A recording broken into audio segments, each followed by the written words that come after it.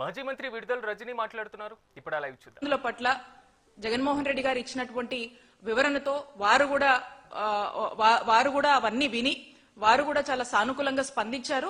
ఈ ఆవేదనని, ఈ బాధల్ని ప్రజల పక్షాన ప్రజల గురించి ఆలోచించమని చెప్పి కూడా జగన్మోహన్ రెడ్డి గారు గవర్నర్ గారికి చెప్పడం జరిగింది.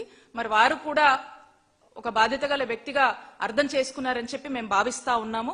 ఇక మనం చూస్తా ఉన్నాము, ఇక చంద్రబాబు నాయుడు గారి నిర్ణయం ఈ పీపీపీ అని చెప్పేసి, ఈ ప్రైవేటైజేషన్ అని చెప్పేసి తీసుకున్నటువంటి ఈ దుర్మార్గమైనటువంటి నిర్ణయం ఈ కోట్లాది మంది ప్రజల ఆరోగ్య భద్రతకు గొడ్డలి పెట్టు లాంటి నిర్ణయం అని చెప్పి తెలియజేస్తున్నాం. ఎందుకంటే ఇది ప్రజల ఆరోగ్యానికి గ్యారంటీ లేకుండా చంద్రబాబు నాయుడు గారు తీసుకున్నటువంటి ఒక దుర్మార్గమైనటువంటి చర్యగా రాష్ట్ర ప్రజలు దీన్ని చూస్తా ఉన్నారు. సిబిఎన్ గారు చంద్రబాబు నాయుడు గారి నిర్ణయాన్ని వ్యతిరేకిస్తూ 1 కోటి మందికి పైగా కూడా సంతకాల ద్వారా మరి ఈ ప్రభుత్వానికి చెంప చెల్లుమన్నా కూడా వీళ్ళకి ఇంతవరకు కూడా బుద్ధి రావట్లేదని చెప్పి మనం చూస్తా ఉన్నాము.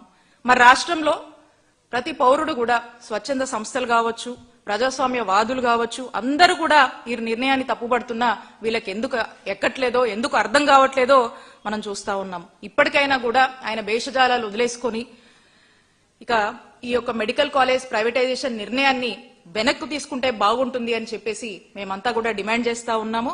తీసుకోకపోతే ఈ ప్రజా ఉద్యమాన్ని ఇంకా కూడా కొనసాగిస్తాము, దీన్ని లీగల్ గా ఫైట్ చేస్తాము, కోర్టులను కూడా మేము ఆశ్రయిస్తామని చెప్పి తెలియజేసుకుంటూ వైఎస్ఆర్ కాంగ్రెస్ పార్టీ పోరాడుతూనే ఉంటుంది ప్రజల పక్షాన అని చెప్పి మరొకసారి తెలియజేసుకుంటా ఉన్నాము.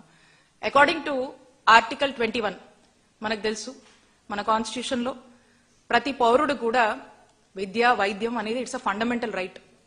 మరి యొక్క ఫండమెంటల్ రైట్ ని ఈ రోజు కాపాడాల్సినటువంటి ప్రభుత్వమే, కాపాడాల్సినటువంటి ముఖ్యమంత్రి గారే మరి ఈ రోజున బోడిగుంకి మోకాలకి ముడిపెడుతున్నారు. ప్రజాస్వామ్యంలో ఈ ప్రజలు ప్రభుత్వాలను ఎన్నుకుంటారు.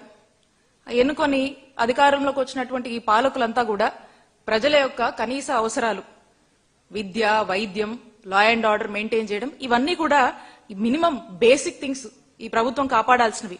మరి ఏదో ఈ పీపీపీ మోడల్ అని చెప్పేసి దీని గురించి గొప్పలు చెప్పుకుంటూ ఏదేదో కబురు చెప్తా ఉన్నారు. నేను ప్రశ్నిస్తున్నాను చంద్రబాబు నాయుడు గారిని, మరి లా అండ్ ఆర్డర్ కి సంబంధించినటువంటి శాంతి భద్రతలు కాపాడేటువంటి మరి పోలీస్ స్టేషన్లు కూడా పీపీపీకి ఇవ్వచ్చు కదా, ఇస్తారా? హాస్పిటల్స్ ని ఇప్పుడు ఈ మెడికల్ కాలేజ్ ని వీటిని ఇస్తున్నారు కదా, ఇవ్వాలని ఆలోచన చేస్తున్నారు కదా. మరి లా అండ్ ఆర్డర్ కూడా కీలకమే. మరి ఆ పోలీస్ స్టేషన్లు కూడా పీపీపీ మోడల్లో ఇస్తారా? మరి చంద్రబాబు నాయుడు గారు చెప్పండి. ఈ రోజున ఇంతమంది వ్యతిరేకిస్తున్నా కూడా మరి చంద్రబాబు నాయుడు గారు ఈ పీపీపీ విధానం ఇదేదో నేషనల్ మోడల్ అని చెప్పి